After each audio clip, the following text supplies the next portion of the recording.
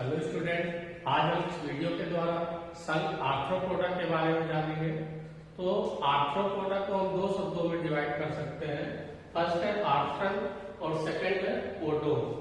आर्थ्रन मतलब ज्वाइंट यानी जोड़ या जोड़दार। पोडोस मतलब फुट यानी पाद यानी पैर। तो इस संघ के अंतर्गत ऐसे जंतु आते हैं जिनमें ज्वाइंट लेग्स पाए जाते हैं, यानी ऐसे जंतु इसमें होते हैं जिनमें संयुक्त उपांग पाए जाते हैं, यानी संधित उपांग पाए जाते हैं, ज्वाइंट वाले उपांग पाए जाते हैं। अब अगर इस संघ की बात की जाए तो संघ आर्थ्रोपोडा में अगर जंतुओं की संख्या को देखा जाए तो ये जितने भी संघ है उनमें सबसे बड़ा संघ है, क्योंकि इस संघ में सदस्यों की संख्या सर्वाधिक है। तो इसलिए संघ आर्थ्रोपोडा को हम जंतु जगत का सबसे बड़ा संघ मानते हैं या संघ कहते हैं उसे।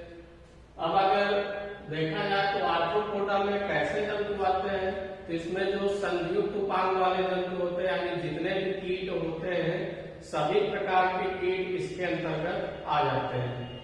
अब अगर लक्षणों की बात की जाए तो इस संघ के जंतु पाए कहा जाता है। तो इस संघ के जो जंतु होते हैं वो भूमि यानी मृदा पर भी पाए जाते हैं, हवा में भी पाए जाते हैं और जल में भी पाए जाते हैं। यानी हम कह सकते हैं कि सभी स्थानों पर इस संघ के जंतु पाए जाते हैं। अधिकांशतः जो जंतु होते हैं इस संघ के वो स्वतंत्र जीवी होते हैं, लेकिन कुछ जंतु इस संघ के जो है वो पादपों पर या फिर जंतुओं के शरीर पर परजीवी के रूप में भी रहते हैं। जैसे किलनी, ये जानवरों के शरीर पर परजीवी के रूप में पाया जाता है। इसके बाद अगर इनका शरीर देखें तो ये द्विपार्श्व सममित प्रदर्शित करते हैं, यानी इनका शरीर द्विपार्श्व सममित होता है और इनके शरीर का विकास तीनों जनन स्तरों के द्वारा होता है, यानी ये त्रिस्तरीय होते हैं। यानी इसमें 3 स्तर होते हैं, बाह्य स्तर, मध्य स्तर और अंतः स्तर, यानी एक्टोडर्म, मेसोडर्म और एंडोडर्म। अब अगर इनका शारीरिक संगठन देखा जाए तो शारीरिक संगठन में इनका जो शरीर होता है वो अंग तंत्र स्तर का होता है, यानी इसमें कई सारे विकसित अंग तंत्र भी उपस्थित होते हैं जंतुओं के शरीर पर। अब इनका शरीर देखा जाए तो इनका शरीर खंडयुक्त होता है, यानी समखंडी होता है और इनका शरीर सिर, वक्ष और उदर भागों में विभक्त होता है, यानी अलग अलग सिर, वक्ष और उदर में डिवाइड होता है। और इन तीनों खंडों पर यानी प्रत्येक खंड पर एक जोड़ी पार्श्वी और एवं संधित उपांग भी पाए जाते हैं। ये इस संघ के जंतुओं की विशेषता है कि इनमें 3 जोड़ी यानी 6 संधित उपांग उपस्थित होते हैं। अब अगर देखा जाए तो जितने भी खंड हैं तो इनके चारों ओर एक काइटिन का बना उपचर्म यानी क्यूटिकल, जो कैसा होता है, मोटा होता है, कठोर होता है। इसका एक बाह्य कंकाल होता है, यानी ये एक प्रकार से बाह्य कंकाल की तरह होता है और कैट बना होता है काइटिन। अब काइटिन कैसे बनते हैं? प्रोटीन और पॉलीसैकेराइड मिलकर काइटिन बनता है।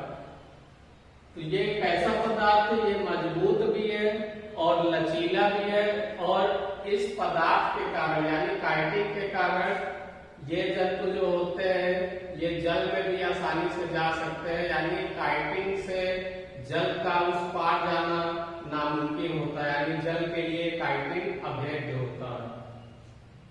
काइटिन की जो उपस्थिति होती है तो इसके कारण जो इस संघ के जंतु है, आर्थ्रोपोडा संघ के जंतु हो, ये किसी भी वातावरण में जीवित रह सकते हैं, यानी ये एक प्रकार से इनके सुरक्षा कवच की तरह कार्य करता है, जो इन्हें किसी भी वातावरण के लिए रहने योग्य बना देता है।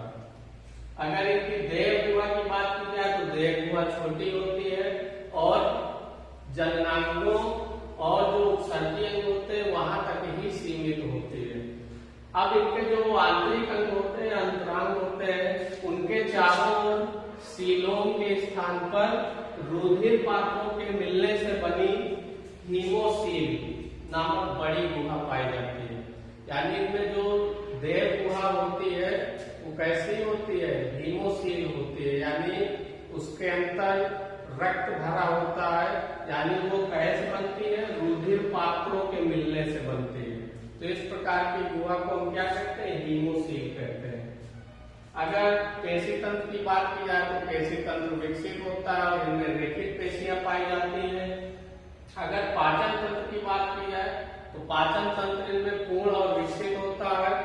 मुख के चारों ओर जो इनके अंग होते हैं, मुखांग होते हैं, वो सभी कीटों में अलग अलग कार्य करते हैं। कुछ में चूसने का कार्य करते हैं, कुछ में पकड़ने का कार्य करते हैं।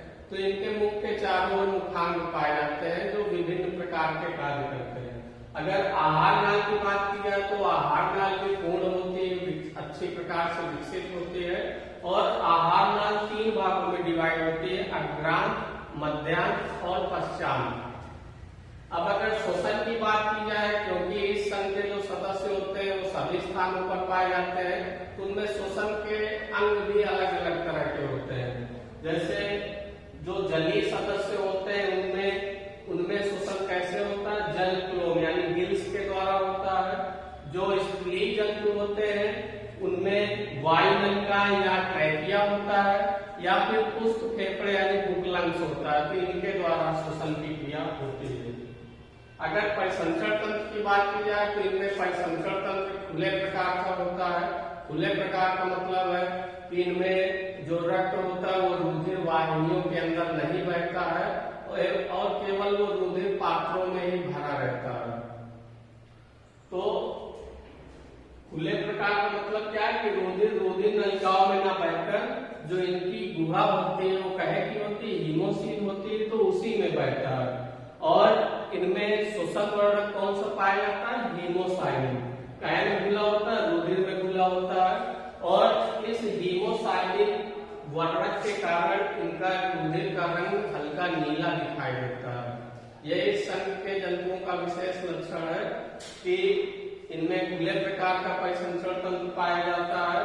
और खुले प्रकार का मतलब क्या है कि इनमें रुधिर नलिकाओं के अंदर न बहकर वो रुधिर पात्रों यानी हीमोसील में बहता है और इनके रुधिर में हीमोसाइलिन नामक श्वसन वर्णक पाया जाता है, जिसके कारण इनके रुधिर का रंग हल्का नीला सा दिखाई देता है।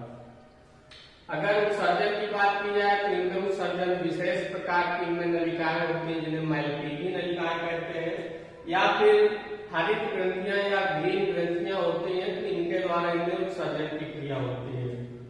अब अगर इनके तंत्रिका तंत्र की बात की जाए तो तंत्रिका तंत्र इनमें एनेलिडा संघ के जंतुओं की तरह ही होता है, यानी इसके अंतर्गत सिर में मस्तिष्क भी होता है और इसके साथ में एक तंत्रिका मुद्रा भी होती है और ये तंत्रिका मुद्रा दोहरी तंत्रिका रज्जु से जुड़ी रहती है, यानी डबल नर्व कार्ड से जुड़ी रहती है।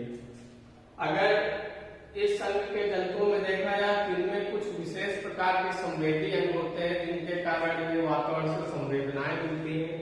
संवेदी अंग कौन कौन से, श्रृंगिकाएं यानी एंटीनी और नेत्र उपस्थित होते हैं। नेत्र सरल नेत्र भी हो सकते हैं, संयुक्त नेत्र भी हो सकते हैं और इनमें एक संतुलन अंग भी पाया जाता है जिसे स्टेटोसिस्ट कहते हैं, यानी स्टेटोसिस्ट इनमें संतुलन बनाने का कार्य करता है। इस संघ की अगर अधिकांश जातियां देखी जाए तो एक लिंगी होती है, यानी नर और मादा अलग अलग होते हैं और अधिकांशतः क्या होते हैं, अंड प्रजक होते हैं, यानी अंडे देने वाले होते हैं। अगर जनन की बात की जाए तो इनमें लैंगिक जनन पाया जाता है और निषेचन इनमें आंतरिक होता है, यानी मादा के शरीर के अंदर निषेचन की क्रिया कंप्लीट होती है। परिवर्धन इसमें कुछ जंतुओं में प्रत्यक्ष रूप से होता है, कुछ में अप्रत्यक्ष रूप से होता है। तो प्रत्यक्ष रूप यानी जो भ्रूण से नवजात शिशु विकसित होता है वो वयस्क के समान ही दिखाई देता है और अप्रत्यक्ष रूप का मतलब है कि जो भ्रूण से नवजात शिशु उत्पन्न होता है तो वो वयस्क के समान न दिखाई देकर एक लार्वा अवस्था में पहले आता है, फिर वयस्क के जैसा होता है। अगर उदाहरण की बात की जाए तो इसमें जितने भी कीट होते हैं वो सभी आते हैं, जैसे मधुमक्खी हो गया, तितली हो गया, टिड्डा हो गया, झींगा मछली हो गई, बिच्छू है, तिलचट्टा यानी काकरोच, कनखजूरा हो गया, केकड़ा, मक्खी है, मच्छर है, मकड़ी है और भी बहुत सारे जंतु इस संघ के अंतर्गत आते हैं। अगर इनके वर्गीकरण की बात की जाए तो जो आर्थ्रोपोडा संघ है उसे 3 उप संघों यानी सब फाइलम में डिवाइड किया जा सकता है।